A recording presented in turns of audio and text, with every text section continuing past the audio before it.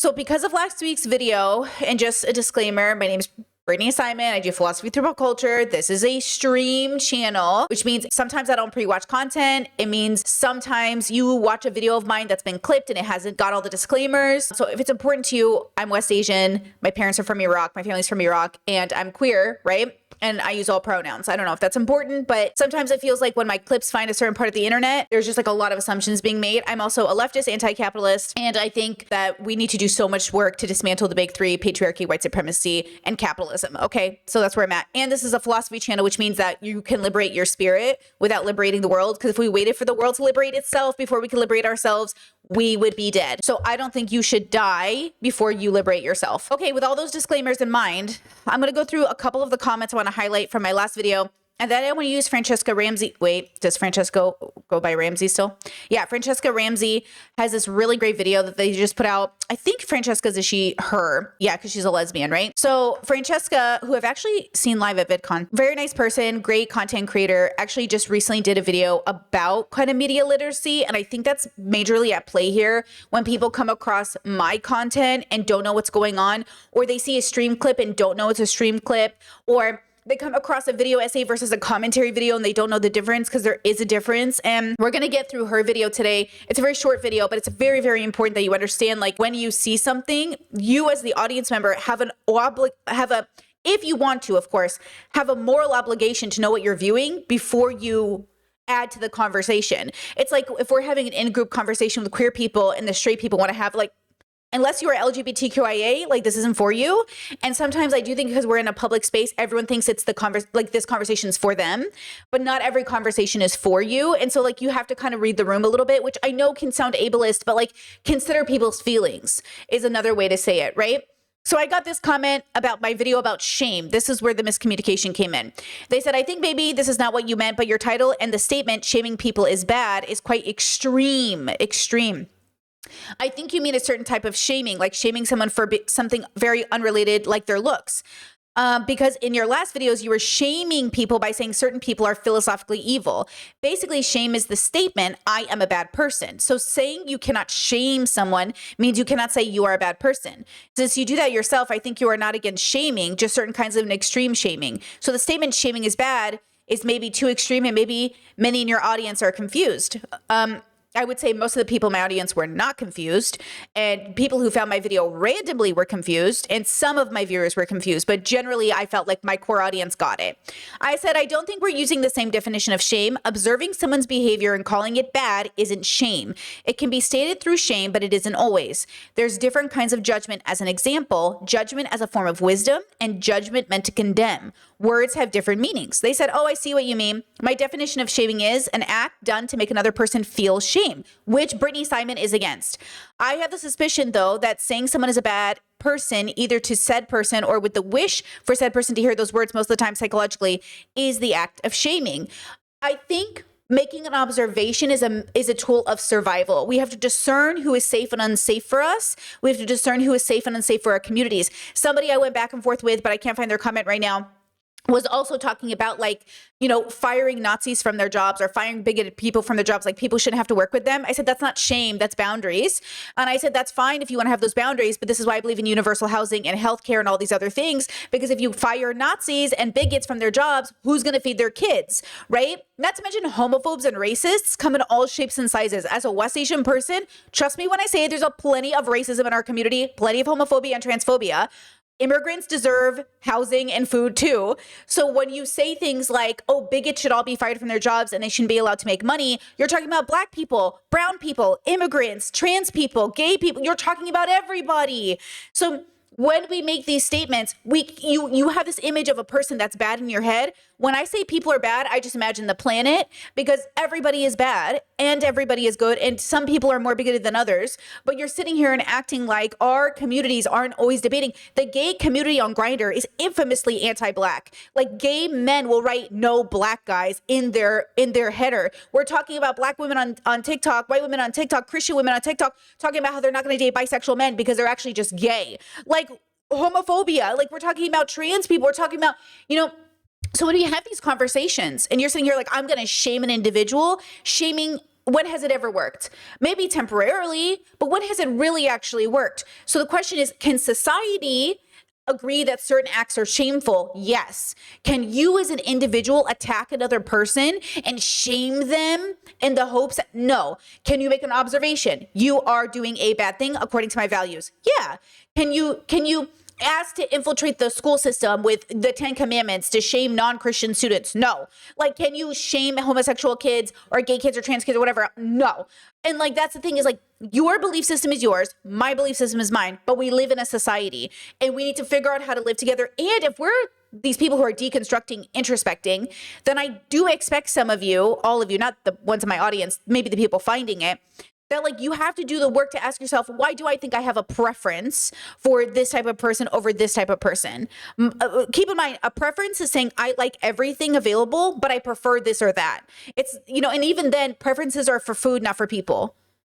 Okay. Now I did get some comments like this. I walked away from the left because, at least in my experience, it seemed like they were more hateful than conservatives. And I said, nah, that's bullshit.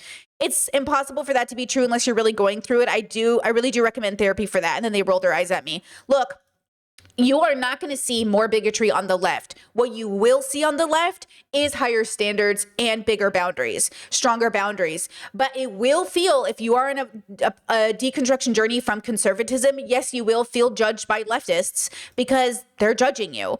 And also they're judging you because they don't know if you're safe yet, right? I also saw some comments in the chat that maybe were confused about when I left conservatism, but I left conservatism a very long time ago, okay? Like nearly 20 years ago at this point, okay? Maybe just about. So just everybody relax. You know, I'm not a newly left conservatism girly. So I think there was some of that confusion, right? Okay, now this comment here, I want to go through this and we'll get to Franchesca Ramsey. It says, I really don't understand the idea. As long as you help your community, you don't have to watch the news. Do you mean to only focus on the square footage around where you live? Your community should also include people thousands of miles away. It should include Palestinians. It should include the countless Hispanic people being gunned down by ICE.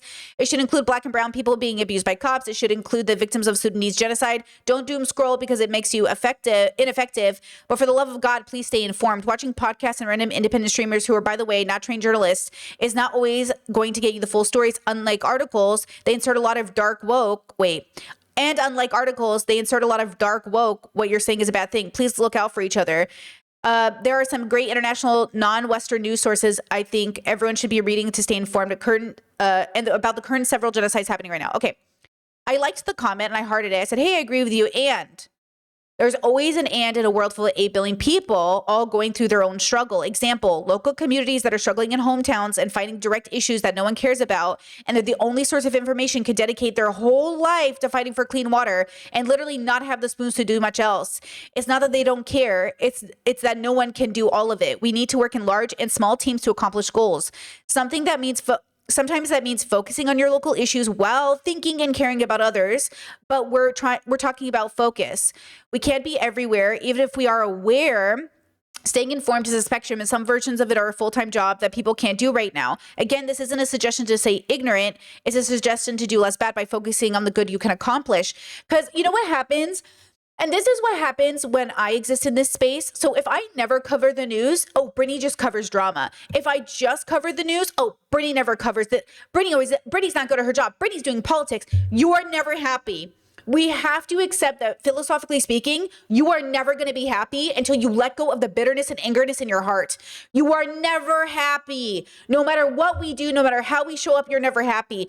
You have to radically accept that the world is a shit fucking place, and then question your moral responsibility of not only bringing kids into that shit fucking place, but acting like you're entitled to a better life while the rest of us are seriously struggling the same. We're all entitled to a better life. And it's interesting that the person, I wish I could find their comment right now, who said, oh, kids aren't responsible for their bad parents. Yes, but if you take away their parents' jobs, how are they going to feed their kids? It's like we have an idea of what a bad person is in our head and it only looks one way. But the reality is we're all bad people and we're all good people. Some people are worse than others 100%, but like we're acting like it's not a full-time job just to learn how your local community works. We're acting like it's not a full-time job just to be a good history teacher. We're acting like it's not a full-time fucking job just to be a good parent. You know what I mean? We can't be everywhere at once. That's why we work as collectives. So we don't have to do everything individually. What's more individualistic than saying every single one of us needs to be hyper educated? No, we all need to be good in our niches to share with each other information that gets us to the next section of our lives. It's like we're just people on a planet for a very short fucking time. Okay, a very short time. Okay. And then, listen, I don't know if these are good faith or bad faith comments, but I feel like sometimes people don't even recognize why they click on a video. Like, you don't know me, you don't know the work that I'm doing here, but you comment. And then when I take you in such good faith and I try so hard to be helpful, it's like you have an attitude. This person said, I thought dark woke just meant having a sense of humor. I think this is a content creator, but I don't know who they are. I said, holy hell, I wrote a novel, but if you want no pressure, just wanted to give people information. Because obviously when I leave comments, I want everyone to see them. And this person said, I thought dark woke just meant having a sense of humor. So here I go down the history of woke, and I'm like explaining dark woke and why it's not helpful to Black people, POC, LGBT community, like why it's not helpful. And then they go, my comment was mostly a joke, but okay. Do you know what I'm saying? Like we're literally making a video about like fascism and marginalized people. And then the response is just like, okay, I was making a joke. Well, then that's fine. It would, but are you though? Or were you a little embarrassed? But like, I don't know.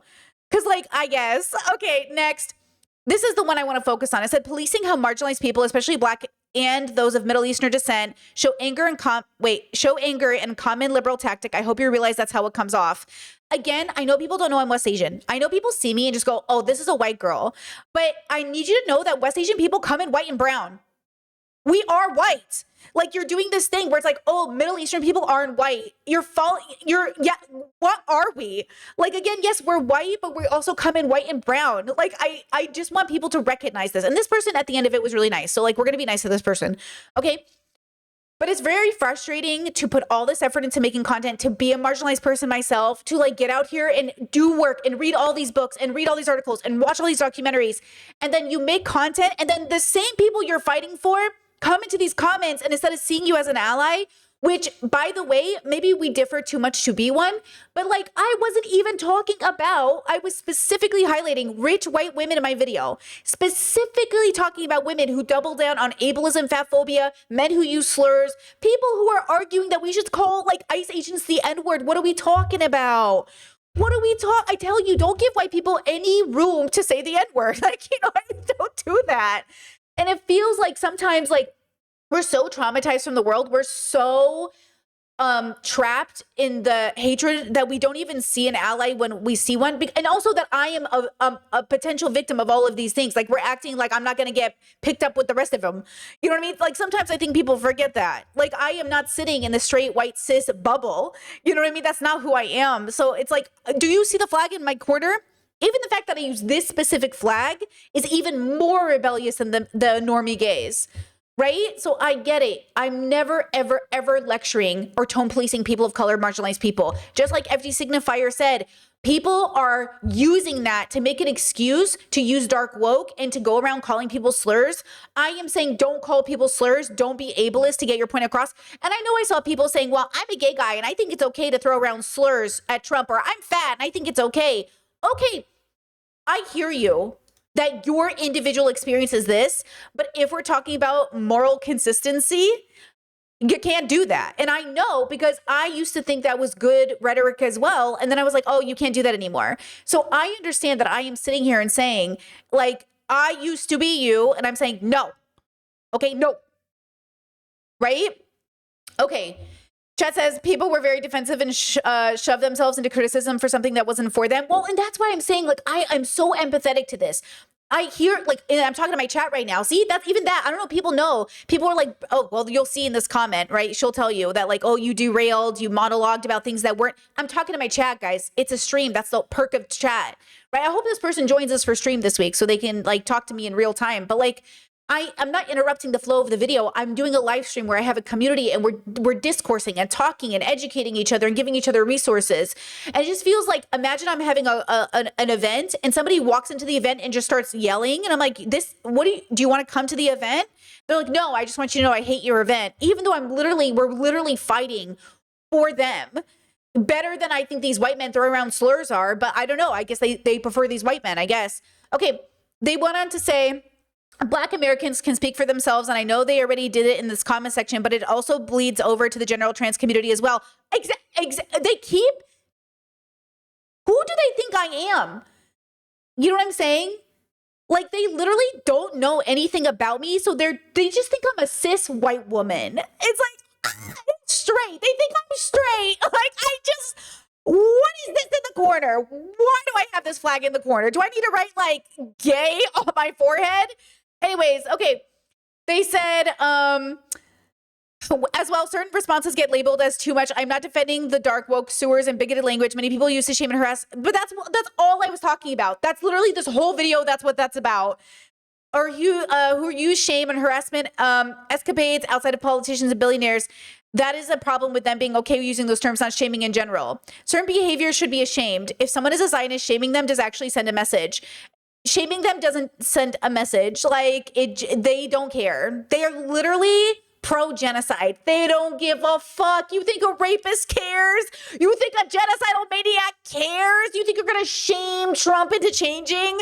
They don't care. Ethan Klein has doubled down for the last 3 fucking years. They don't care. You're sitting here wasting your goddamn breath. You could be feeding your community, but you're like, you know what? I'm gonna go argue with a Zionist. They don't care. They're willing to literally genocide a whole population for their fucking beliefs. They don't care. Shaming them is only going to come at the detriment of you. Okay? Temporarily make you feel happy. It's not going to help. Okay? So they say, and you're yelling at a wall, you know? If someone is a Zionist, shaming them does actually send a message to the wider society how this behavior is not okay. So shame the Zionists or say the Zionist is bad, but shaming someone is not the same thing. So calling it out societally is different than shaming an individual. I would never shame Ethan Klein as an individual, even though people have tried that tactic. His views are shameful, which is not the same thing as shaming a person. These are two different things. And I know we don't have the wisdom to know the difference, but this is a very different thing. Calling out bad behavior doesn't require shaming a person. They're different things, okay? Okay, this person says, and again, no hate to this person, says certain behavior should be shamed if someone is a Zionist. Okay, blah, blah, blah. Okay, I wish humans weren't animals who look at reactions of others around them to choose how to feel and act, but this is how we often are as a group, both for better or worse. When faced with terrible realities, not all tools will be nice. Yeah, okay, but like, what does that even mean? Like, what is that? What am I looking forward to? And again, if you're advocating for us to fight for the world, why am I bothering using my limited time on earth fighting for a world in which, like, tools aren't going to be nice? Like, what does that even mean? I didn't say be nice to a fascist. I said be kind to yourself, because you're the one who's going to have to live with the bullshit you say. Like, some of our biggest regrets in life is the bullshit we said when we were upset, or the slurs we threw around when we were young, or the jokes we've made, or the communities who came at the expense of. I'm saying this for you because you're the one who's going to have to live with the memory of, oh yeah, I did say that one time. Oh, I did call someone that. Oh, I was so angry and I said this out loud. Yeah, I get it. Now, again, I'm not tone policing marginalized communities who are deeply suffering and they're saying things out of anger. I get it, right? But like, hello? Okay, they said, all that being said, I think less violent parts of the movement is the backbone of it. I think most important parts, even a certain amount of violence, physical or verbal, is required to move social movements, as there are literally not a single major social, successful, or semi-successful movement in the last 200 years that didn't at least leverage a threat of violence to further their goals. Fine. I'm not opposed to any of this. My chat even said, like, you didn't watch the video. No one's disagreeing with you. We all agree with you. I said, hey, I agree with you, not about shaming, but generally. My video was about white people using slurs and bullying to own the right and claiming to fight for marginalized people. Tone policing isn't what I'm doing because I was talking about white people in positions of power with large microphones. I'm saying don't be nice to fascists and don't throw marginalized people under the bus while you do it. And then they said, it's a long video. I get if it's not all structured, but you go off on tangents about shaming as a whole almost at the start, and it takes you an hour and 20 minutes to give context to these initial statements. You know, it's like bean soup, girlies. Maybe it's not for you. Like, maybe you don't want to watch a long form content about digging deep into topics to get into it. I don't make 10-minute fun videos. I make hours long commentary, digging deeper into topics. I get it. Okay. That's what I watch in my free time. It might not be what you guys watch in your free time, but you have to know if it's for you or not. Look at all the time, the limited time on earth they spent in my comment section when they could have been doing anything else because it didn't help anybody. Like maybe it helped them feel better temporarily, but we didn't build community after it. We didn't become friends. They didn't become, you know what I mean? What was the benefit of this interaction? What's the benefit of anyone coming to my chat and yelling in the comment section because they didn't get the video, right? And this is what I want to say for all of us. I'm going to get to this Franchesca video is so good. You just give me a second. We're going to get into it, okay? It's this one here. We're going to get into it in a second. It's exactly the problem with what's happening from the most well-intentioned people. The most well-intentioned people in the whole world. Because I know this person's well-intentioned. I can tell she's well-intentioned, okay? They said, it's wonderful you've let go of hatred. I'm not saying that sarcastically, but bringing it up here so much impacts how your video is perceived. Well, I'm trying to give people the tools to get there if they want to. This too mimics the why can't we all just get along? It doesn't, because I'm not about to get along. Girl, I'm not even talking to my parents right now, girl. I'm not even talking to my parents. You know what I'm saying? If I was just going to get along with anybody, you think I'd start with my mommy and my daddy. You know what I mean? I don't even talk to my parents. Like, you know what I'm saying? I'm not saying that. I'm saying have boundaries. Open with boundaries. Open with boundaries. Open with boundaries. Brushing off liberals, similar with your anger comments, smudge, I don't fault them in a vacuum when in this context, it just adds to the image, which is why some people read your video negatively. I think you've compounded topics that didn't belong together. I think you guys don't know what the fuck I'm talking about because exactly, like, no, you don't know my work. You don't know the reason we're doing this. And it was okay, you know what's crazier? You know how I clipped a bunch of episodes from the stream that day?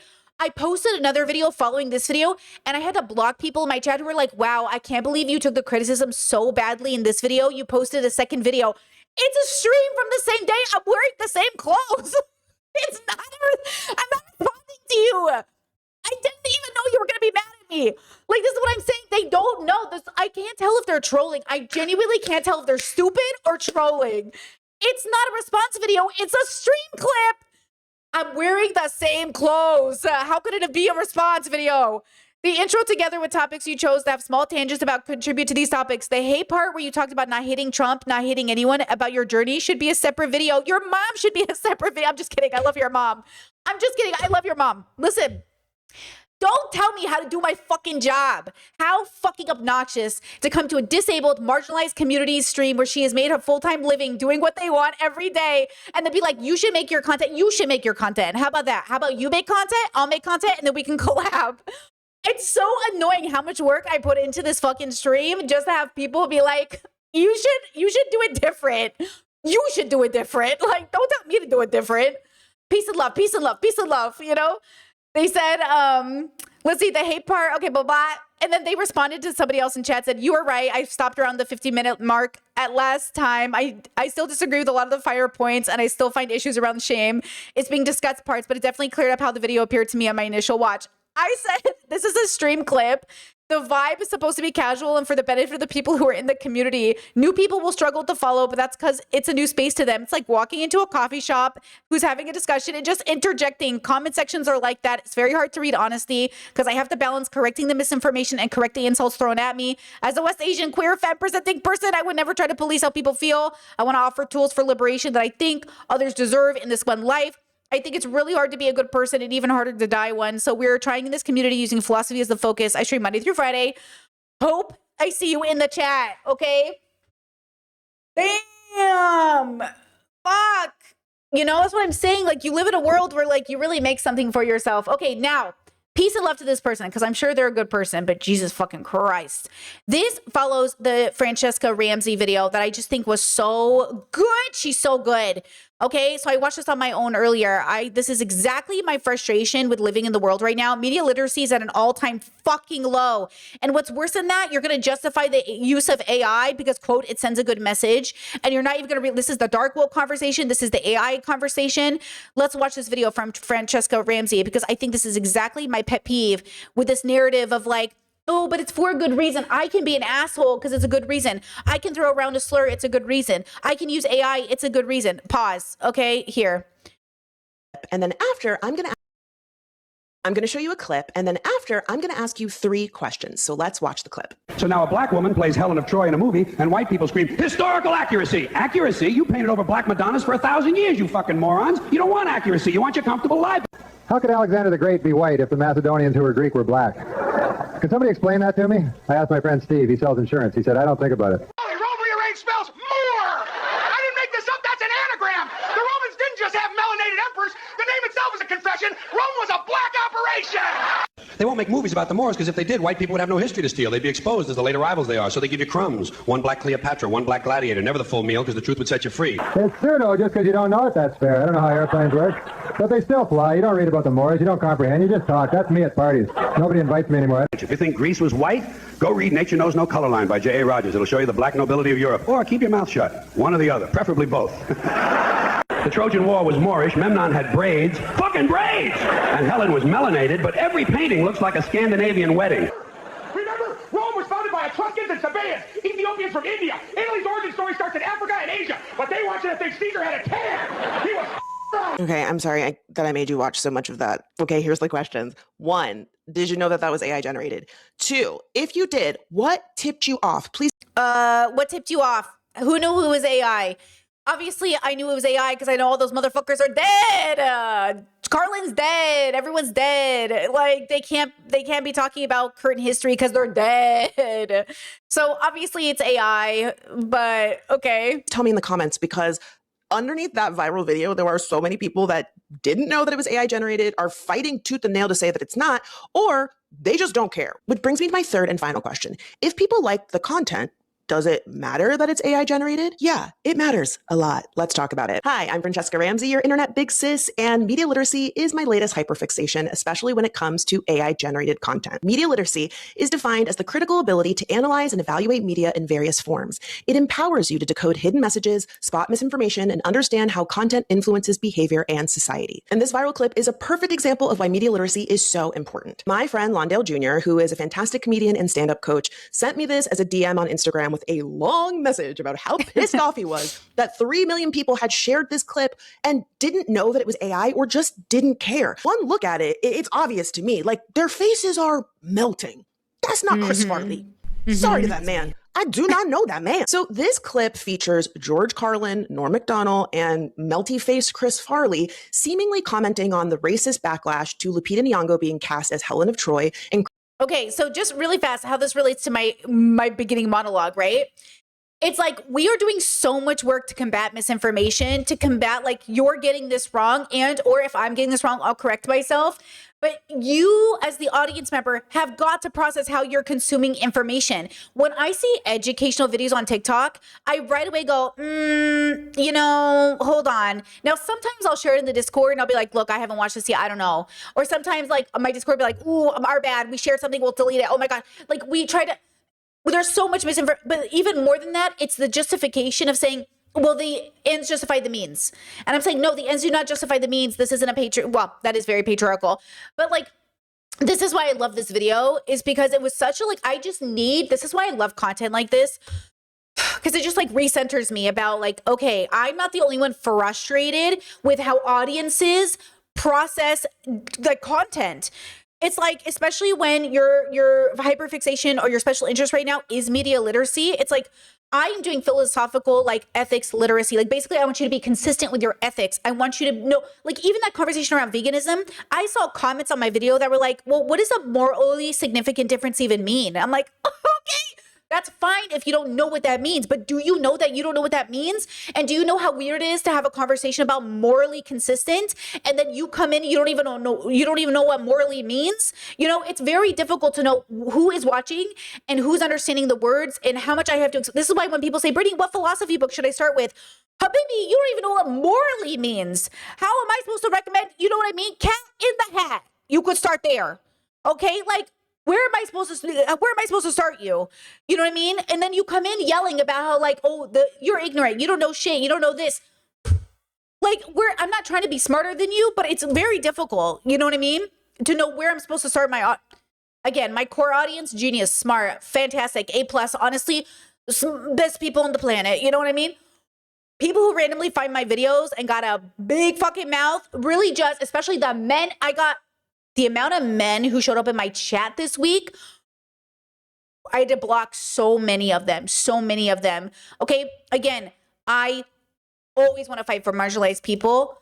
I'm begging us, all of us, to recognize how many of our communities are fucking fallen for AI, how many of our parents are bigoted, how everyone is homophobic and transphobic, how everybody's got problems. And I'm just begging us all to just know what we know, know what you know. Christopher Nolan's The Odyssey. Now, that premise alone should have set off major alarm bells. I am currently editing the video that you are in the middle of watching, and I forgot to include something. Okay, part of this whole Odyssey controversy included people making AI-generated videos of Lupita Nyong'o to somehow prove... Hold on, are we using the same editing program? I don't know, mine looks very similar, but I cannot believe I'm the only person who doesn't do anything in dark mode. Everybody does dark mode. I think I'm the only human on the earth that does everything in the white background. Prove that she was not a good enough actress or she wasn't pretty enough to be Helen of Troy. I love you! I'm supposed to believe they went to war for her? Yes. Racist, anti-blackness is... Okay, first of all, I'm supposed to believe I saw this guy's TikTok and blocked him right away. they went to war for her? Beautiful, gorgeous, fantastic, absolutely breathtaking. Literally to die for. Literally would die for her. Yes. Racist, anti-blackness is a sickness. They're using AI to prove something that's not true. And now people are using AI to try and prove or justify why she deserved to be in the movie. Okay, back to the video. Media Literacy 101. Does it make sense? Is the content really strange or just too good to be true? Now, to be fair, George Carlin did talk about social issues in his material, including race.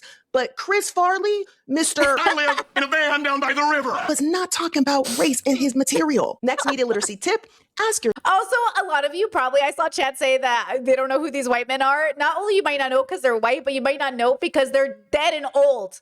They're literally old. Chris Farley died very young. All these people died a long time ago. I only know who they are because I was raised with boomer parents, and the boomer parents raised me on old time comedy. And so I used to watch all the old school comedy guys. But like, yeah, I don't expect, especially younger people, to know who any of these men are. They died very old, or young, old, long time ago. yourself. What is the source? Where did these clips come from? And how is it that they all conveniently have to do with a viral news story? Let's take a look at the profile that this video came from. Right there in the bio, it says VO3 Visuals. Now, if you don't know what VO3 is, I will put you on. It's Google's AI video generator. Turns text prompts or images into high-end cinematic videos, rich visual storytelling and sound, optimized for faster generation and quicker iteration. Yeah, and optimized for misinformation. But if you didn't know VO3 by name, and I will admit I didn't, Londale is the one that told me, one look at the page and it's blatantly obvious that none of this content is real because it all looks the same. They're all vintage clips of... I literally was watching this like Tiny Desk AI video so I came across this video, and at first I was like, oh, this girl is so pretty. And I kept watching it and I was like, this is AI.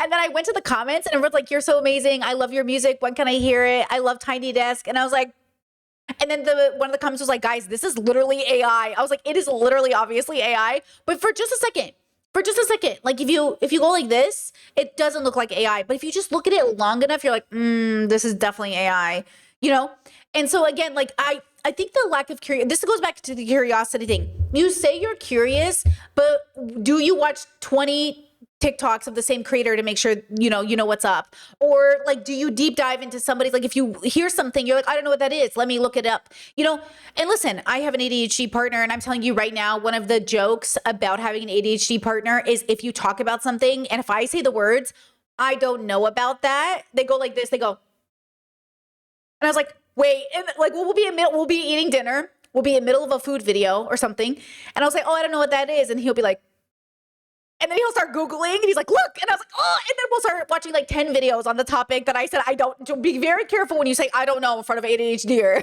okay? Now it's about, you had to Googler, ADHD plus Googler, okay? And then all of a sudden you're like 10 videos deep into this one topic about something so obscure. You're like, but now I know. And so again, if you're not a Googler, if you don't love Googling, if you don't love, oh, what does that mean? I've got to look it up. You'll never know. You'll never know what it's like to live in a brain that is like, I must research that. I must read 10 books on this. So I just know. And then you make content as a neurodivergent person, and then people in the comment sections you sit there and lecture you or think they understand what you're saying, and you're just sitting here like, and look, I'm not the smartest person in the room. I certainly don't know everything. But the worst part is when people are like, I disagree with you. And even with my siblings, I have this rule. You can only disagree with me if I believe you know what I'm talking about. You're not allowed to disagree with me if you don't know what I'm talking about. I just think it's fundamentally bad faith to do this. You know, you have to be able to understand where the person is coming from for you to disagree. Okay? And listen, it's so difficult because I feel like if people just let me explain, they're like, oh, I get where you're coming from now. I'm like, see how you have the audacity, whether it's my sibling or a person on the internet, to aggressively disagree with me when you can't even keep up in the conversation, or you don't even want to hear the details before you're like, oh, I do agree with you. I know you agree with me. I know we would agree if we were in the same room together. You're hearing me because we're biased and prejudiced and we have our shields up. But I bet if we talked it out, you would agree with me because I agree with your statement. We might disagree on some nuances, but I'm sure we would agree. So instead of building an allyship, now it's like, oh, I have to unsubscribe or I can't be a part of this community because you don't know what I'm talking about. How many events, how many opportunities, how many community building opportunities have you lost that on? Because all of us have problems where we can't hear everybody. How many of us have missed out on truly building coalition because like we're not getting each other instead of asking questions and being curious, you know? Ugh. Anyways. Chat says, I can't fathom not wanting to look it up. You know how it is, right? Chat says, some people have no intellectual curiosity at all. Some are just the opposite end of the spectrum and Google everything. I mean, that's the whole point of bubbles. And this is why I've been trying to say, guys, we all live in bubbles and every bubble uses words differently, especially coming from a conservative background. That's why the Mormon lady, I forgot her name. That's why her having the critique of I've had it is so important, because if you know, you know. If you don't know, you don't know. And that's the problem is like, this felt like a thing where I was like, talking to my parents feels very similar to talking to some of those people in the comment section. Not because my conservative MAGA parents are the same as these liberal leftists in my chat. It's because you're also hard-headed and closed-minded. You literally won't even listen to me. I am suggesting something. I am even attempting, God forbid, I say that I am suggesting something that maybe hasn't even been done before, technically, because you all keep defaulting to the script you were given. Every single comment that was like, dominance, dominance, dominance. We have to dominate, dominate, dominate. Oh, yeah, okay. Like, we haven't tried that for thousands of years. Oh, we need to listen, okay? God forbid I even suggest, like, could we try something different? And they're like, no. I'm like, okay. Because we haven't even attempted to truly center children. We haven't even attempted to actually center our communities. We haven't even attempted to actually heal. We haven't even attempted. That's never the suggestion. It's too soft. It's too weak. It's too feminine. Got it. Famous people throughout history with the same like bad VHS filter on them saying vaguely pro-black things. If we're going to be real, a lot of it's super hoteppy. For example, why is Charles Manson up in there? Who in their right mind is going to be sharing a clip of Charles Manson, real or fake, as if he had anything to say worth listening to? Come on now, open the schools. Problem is, everyone is just so excited to share a viral video or comment on it that they're not even able to take 2 seconds to ask themselves, where did the video come from? Because it's right there. It's right there in black and white, friends. And I know what you're going to say. Franchesca, stop being such a party pooper. Who cares if the George Carlin clip was fake? The message was real. Look, I agree. Lupita's face could launch 1,000 ships. Clip was fake. The message was real. Look, I agree. Lupita's face. Listen to me when I say this. Listen to me when I say this. You know what I mean? Listen, this is what I'm trying to say to you. You might feel like dark woke. You might feel like using slurs or calling Trump fat is what matters. I even had somebody in my comment section say I had to stop watching I've Had It because they just keep using fat phobia. And when their audience begged them not to, they doubled down and said, oh, I'm never going to stop. And exactly, you're never going to stop. So you're not even signaling safety. This goes back to signaling safety. Guys, can I be honest with you? Here's what I'm going to title this video. I just know it's going to trigger everyone. So just, for those who are not going to get this far in, know that I'm doing this for you. We cannot trust you with slurs. We can't. We cannot trust adult with slurs. I cannot trust you with ableism. I'd like to believe we can live in a world where words are just words and nothing really matters, and we can all just exist in a world where I can trust you and trust that you're using this slur in a really liberated way and you're using this rhetoric in a but I can't trust you. Because you, even when you're, quote, the good people, are using it in the way, you're not even weaponizing it correctly. You're not even doing it in a good way. You're not even like actually fighting fascism with it. You're just throwing marginalized people under the bus. Okay? And so that's the dilemma that we're all running into, is like, I would love to let you, to live in a world where we could all just say whatever, and people can know the context of our heart, and people could understand that we don't mean it that way, and we could live in a, utopia, a little world, but we don't. We live in this world where you body shame, guy you don't like but will never care, ends up just hurting the person you care about with the same trait who now knows you think they're ugly. That's it. That's what happens. This is the reality. So you might be like, oh, I can say the slur. It's cool. People know I'm not racist. Oh, I can say the slur. People know I love gay people. Oh, I can be fatphobic because they know I'm not really fatphobic. But we don't know. And actually, we're trying to figure out if you're a good person, and we're using your language to figure it out. So if I sit there and research these people and I'm like, are you a good person? I don't know. So this is the other problem. You're on the internet and I can see you, right? And even in private, if you're throwing around these slurs, like, we still have to have conversations. Like, no, you can't say that. Or like, the word's not for you. And also, so I think there's like this dilemma where people are like, I can see you. You're at work right now. Like, you have power. You're making money. You have the largest microphone. You could be doing so much with your life, but you're just like throwing fat jokes and calling people the R word. Like, again, we're trying to signal safety to our communities. And I just don't know how you think it's going to signal safety to do these. Now, I get that my video might have been taken out of context, and specifically the Black women that I obviously never want them to feel like I'm alienating them from my space, heard this video as like a white woman having this opinion that is about censoring Black anger. I'm never telling Black women to not be upset or angry. Like I said later in the video, you should be angry for the world, just not at the world. Because remember, like, you wonder why these white school shooters kill everybody, because they're angry at the world. That's literally why that is happening. They're not angry for the world. How could you be angry for the world and then shoot up a school? They're angry at the world. They're bitter. They're like, this world sucks and everybody sucks and I don't belong here and I don't have a place here. And then they decide to shoot up a school because they're fucking entitled. Their anger is misused into entitlement. I never want marginalized communities to ever feel like I'm not fighting for them with them. I'm not an ally. I'm one of them. You know what I mean? So like, and I'm not like an ally who's like, yes, I'm white, so I'm an ally to Black people, but I'm not an ally in terms of like being gay. You remember that meme where it's like, oh my God, thank you for being an ally to the gay community. And you're like, ally? And I'm like, ally? What? Oh, like, what are we talking about here? Okay, so when we have these conversations, it feels like I just want to, for the community that ends up being built around me, understand that YouTube is a public space. I don't know who's commenting. Just because you're a part of my community doesn't mean non-community members aren't going to flood the comment sections and ruin the vibe. And it does ruin the vibe, doesn't it? Oh my God, didn't it just, if you were in those comment sections, it literally ruined. It's like you're trying to build a beautiful like gingerbread house and someone keeps coming in, knocking down the walls. And you're like, why are you doing that?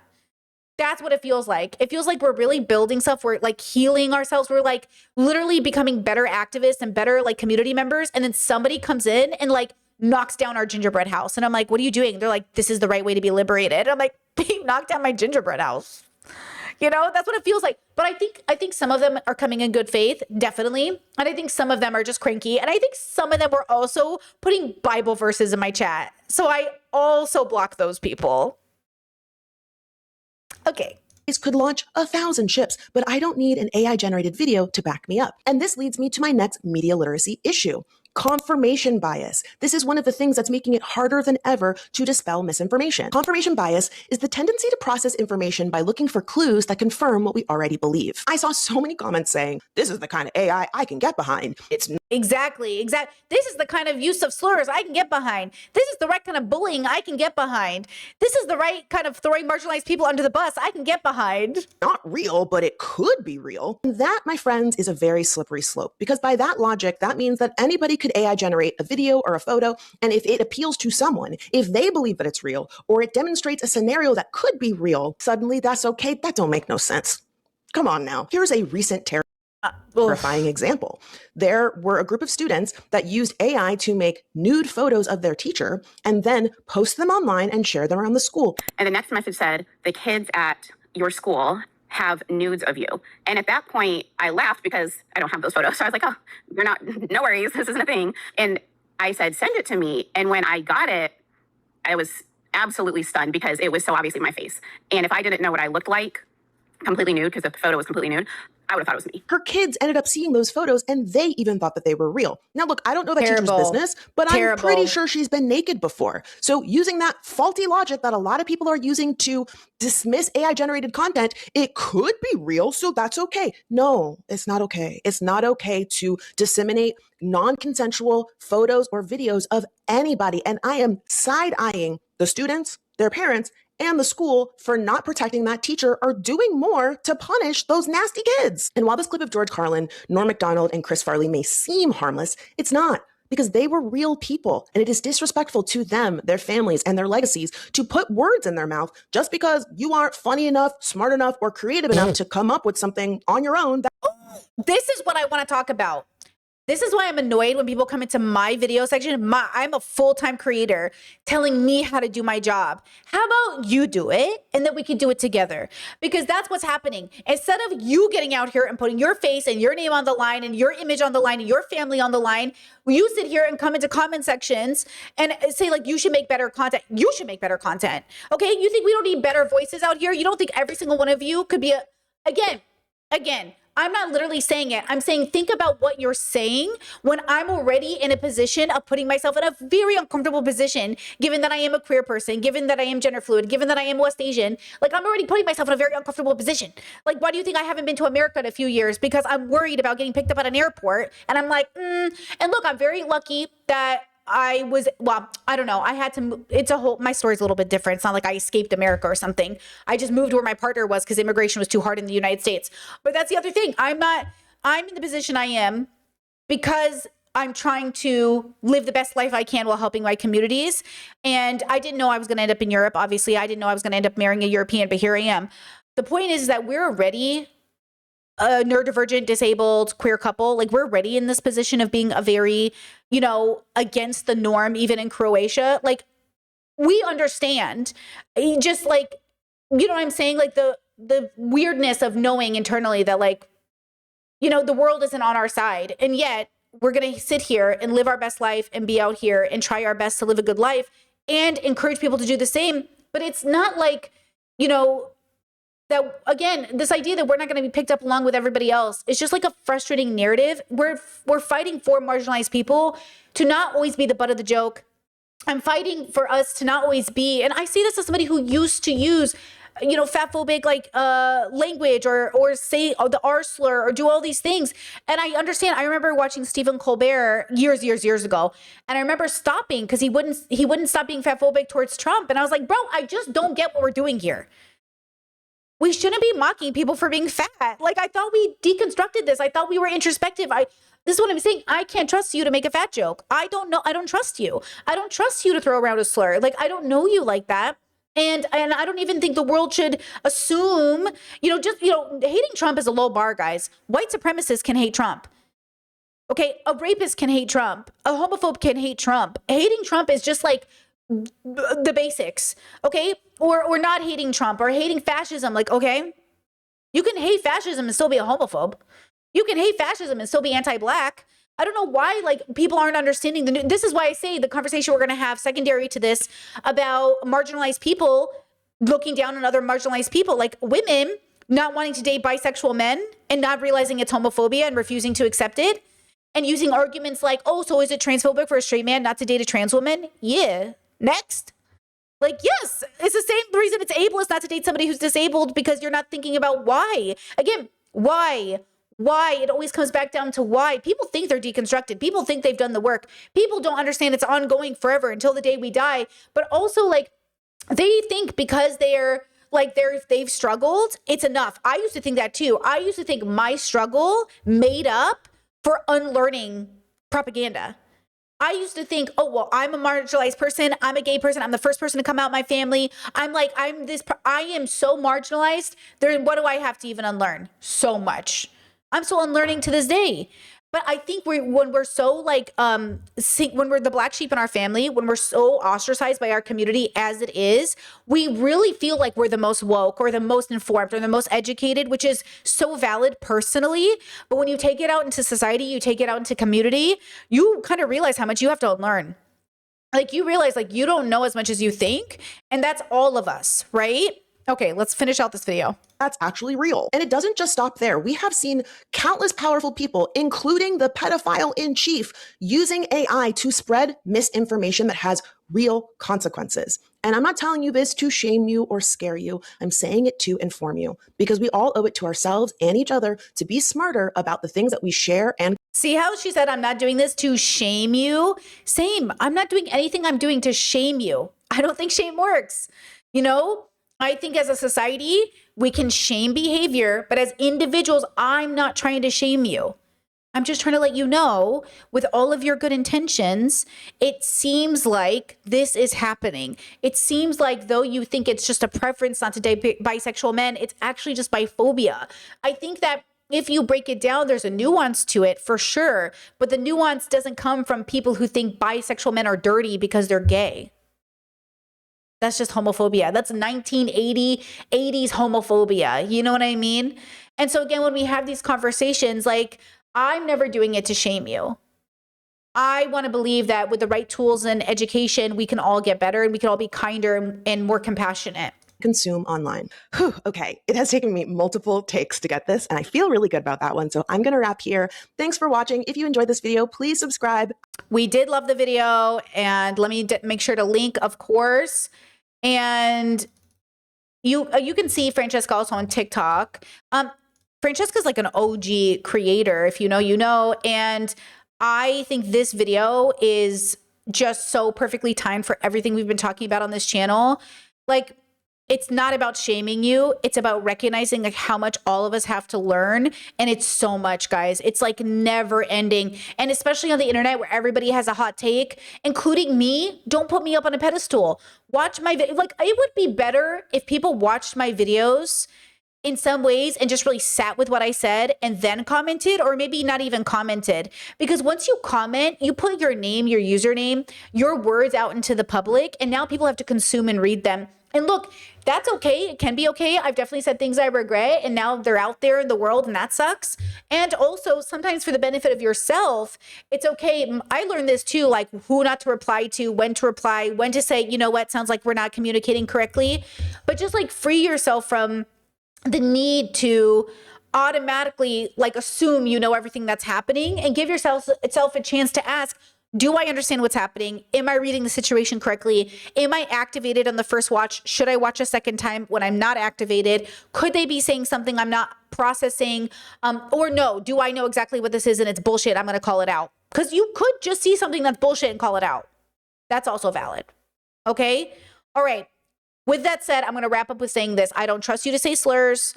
I don't trust you to know what's up if publicly you are throwing marginalized people under the bus. I do not like these white people utilizing this opportunity to get away with being dark woke. And I do think marginalized people, there is absolutely space for them to voice their pain in ways that might look ugly, and also recognize that the world's a very ugly place. And there is a chance for you to give yourself and free yourself from the way the oppressor has sort of like pushed you into a corner, and then after making you upset, call you crazy for lashing out. I understand. Abuse tactic 101. And I'm saying don't let you or them confuse the difference between standing your ground and standing up for yourself and you being activated and lashing out. I want you to be ready, grounded, secure. I don't want them to push you into a corner for you to lash out, when I know it is so much better for us to show up when we're the most grounded, the most ready, the most educated, the most prepared, because that's what they want you to do. They want to activate you into saying something like a slur so they can say, see, you're just like me. You also like slurs. See, you're just as ugly as I am. You think I'm ugly, I'm a fascist, you're a fascist. And it goes into a cycle. It goes into, the same thing over and over again, All right, so be kind to yourself, be compassionate. I'm not just saying that. Compassion to suffer with. Be kind to yourself, because the world is such an unkind place, and we need to start with ourselves. Okay?